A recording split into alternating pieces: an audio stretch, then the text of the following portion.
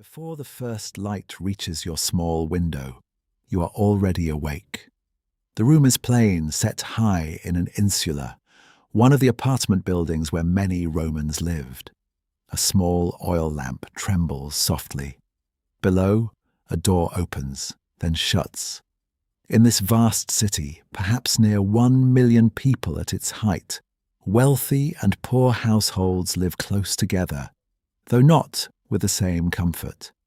On the little table, breakfast waits in the pale dawn. It is simple. Bread, perhaps cheese, a few olives or fruit when there is some to spare.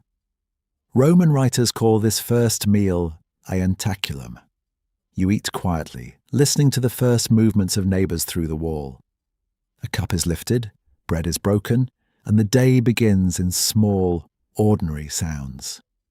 Soon you step into the street, and Rome begins to stir around you. Shop fronts open, vendors arrange their goods.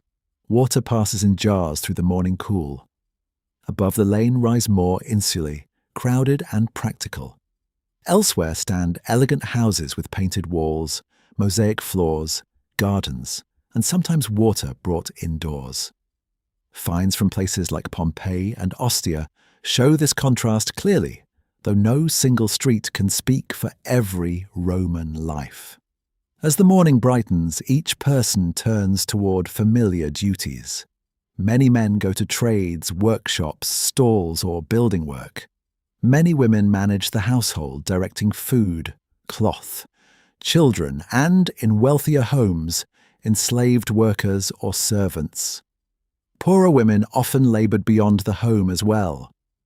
The evidence asks for care here because Rome had no single daily pattern. Family life is held together by affection, law, and obligation, including the ties between patrons and clients. Near the heart of the home, a small shrine holds the day in stillness. At the lararium, offerings and prayers honour household spirits and family continuity. This is well documented, though the private feeling inside each prayer is harder to know. Beyond the doorway, temples and festivals shape the wider year. Ancient evidence suggests religious holidays filled a large part of the calendar, perhaps as much as a third, so worship and routine move gently side by side. By afternoon, warm stone and rising steam invite you onward.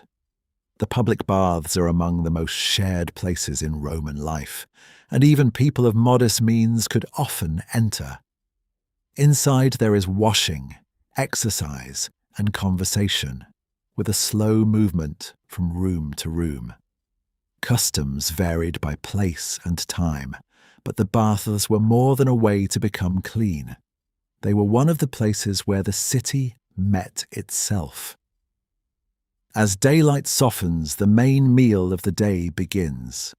Cena may be plain or elaborate, depending on wealth. In a modest home, it might be bread, vegetables, porridge, or stew. In a rich house, there may be several courses and careful display. Yet in either setting, evening food gathers people together. At table, family ties are renewed, and the city turns inward toward lamp, bowl, and bench. At last you climb the stairs again, returning to where the day began. The lamp burns low. The room is much the same, only darker now beyond the small window. Rome, for all its grandeur, settles into ordinary things: bread, stone, steam, prayer, and the closeness of many lives. Some details are certain, preserved in walls, writings, and worn objects. Others remain soft at the edges.